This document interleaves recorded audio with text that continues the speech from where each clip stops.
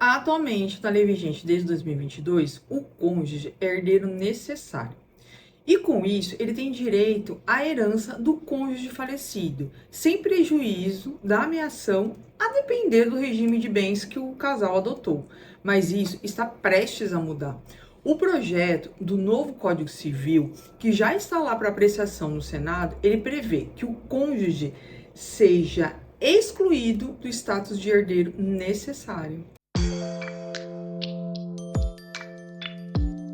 Olá, para você que ainda não me conhece, eu sou a doutora Regiane Gregório, advogada há mais de 25 anos. Seja muito bem-vindo, seja muito bem-vinda ao canal. Eu me especializei no planejamento patrimonial e sucessório e aqui quero te passar educação patrimonial, um bracinho da educação financeira, para que você entenda os seus direitos e a forma de aumentar o seu patrimônio. Então assista o vídeo até o final e se gostar, já se inscreve no canal. No vídeo de hoje, você vai entender o projeto do novo Código Civil que exclui o cônjuge do status de herdeiro necessário. E quais as consequências disso? Herdeiro necessário, o que é? Para você entender na lei atual, no Código Civil vigente desde 2002, há os herdeiros necessários, que são aquelas pessoas que têm direito obrigatoriamente a uma parte da herança deixada pelo falecido.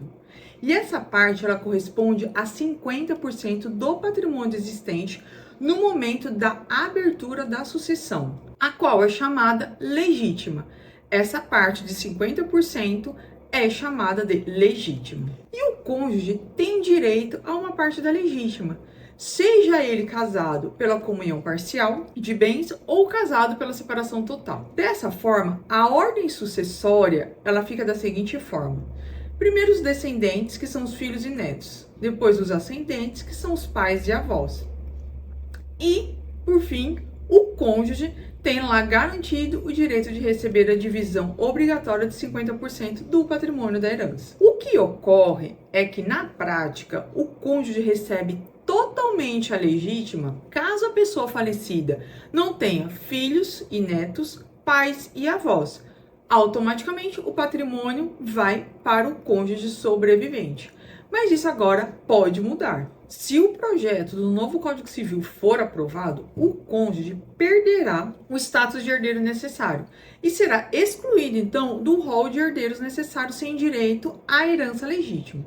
Em alguns casos, a depender do regime de bens do casal, o cônjuge tem direito à meação, como é o caso da comunhão total e parcial de bens. Neste caso, eu já vinha defendendo quanto à necessidade de proteção do cônjuge sobrevivente em já ter reduzido seu patrimônio em 50% da noite para o dia, quando ocorre o falecimento do outro cônjuge. Isso porque, no regime da comunhão total, o cônjuge sobrevivente ele só tem direito à meação, ou seja, literalmente, ele teria reduzido seu patrimônio em 50% da noite para o dia.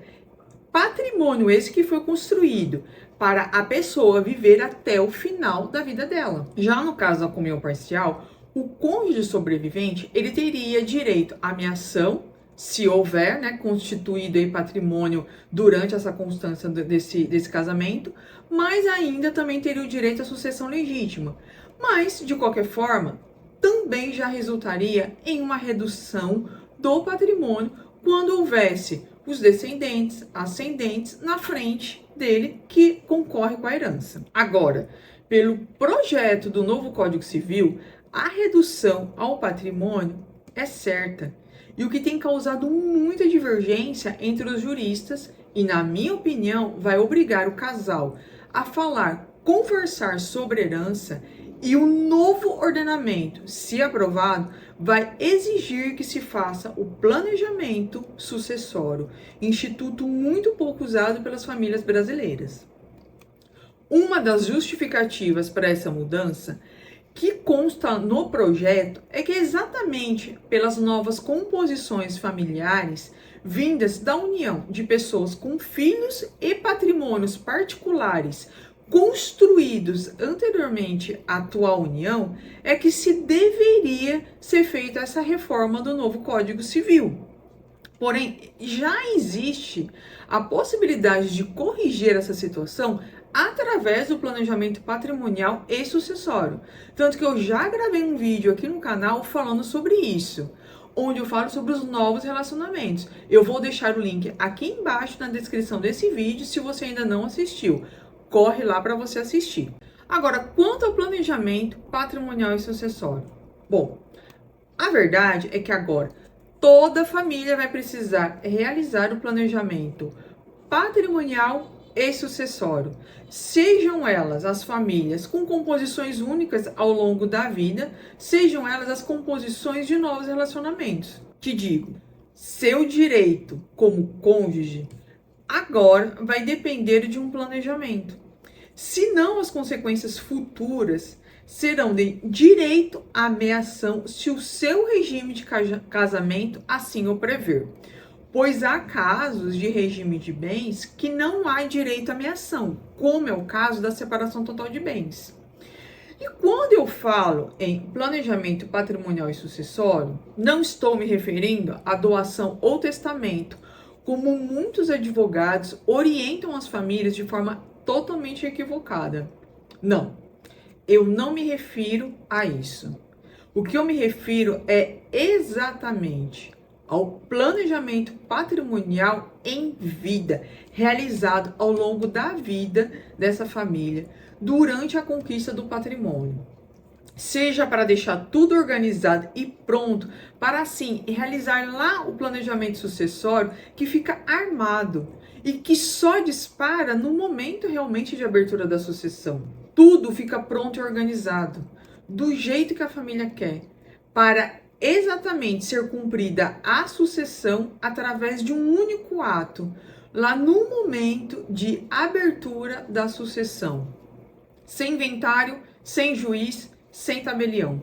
E sem a família realizar doação de bens com reserva de usufruto, que é um procedimento caro, tão caro quanto um inventário de cartório.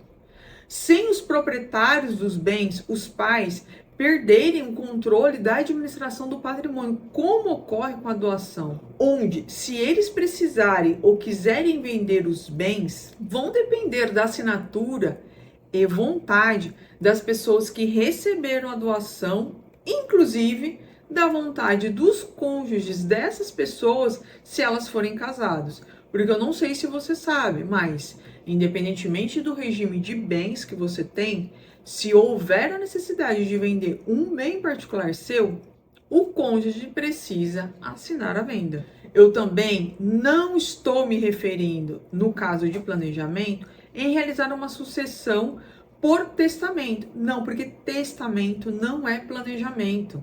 Também ele não é. Porque o testamento, primeiro, ele gasta o dobro que o inventário. Além do testamento ter que exigir lá uma ação para cumprir a disposição de última vontade, o testamento ainda exige um segundo processo, que é o próprio inventário. Ou seja, ele gasta duas vezes. No mais, o testamento ele pode ser contestado e impugnado. Um procedimento que vai se arrastar por anos. Eu, inclusive, gravei aqui no canal um vídeo falando sobre os casos reais de testamentos que se arrastaram por anos e não foram cumpridas as disposições de última vontade do testador. Eu também vou deixar esse vídeo aqui na descrição, que fala sobre as sucessões mal sucedidas. Caso ainda não tenha assistido, aproveita para assistir ele agora. Então, eu vou te dizer uma coisa, seja no atual ordenamento jurídico ou no projeto do novo Código Civil, se aprovado, o planejamento patrimonial e sucessório te protege. Ele te protege ao longo da vida, seja contra as intempéries que todo mundo está sujeito, seja em relação à mudança econômica, a realmente uma perda patrimonial que acontece ou um descontrole sobre a sua situação financeira. Te protege, seja contra a alteração da legislação, seja contra a você perder o controle e a administração dos seus bens, como é hoje. Se você não fez o planejamento patrimonial e sucessório, chegou a hora. Você precisa se proteger. contra as mudanças que podem trazer alterações indesejadas ou ao menos não planejadas no momento do seu patrimônio ou da conquista do que você tem hoje. Se você não fez o planejamento patrimonial e sucessório, chegou a hora. Você precisa se proteger contra as mudanças que podem te trazer alterações indesejadas ou ao menos não planejadas no momento do matrimônio ou de conquista do seu patrimônio. E aí, você gostou do vídeo? Já se inscreve então no canal e ativa as notificações para ser avisado dos novos vídeos. Até o próximo!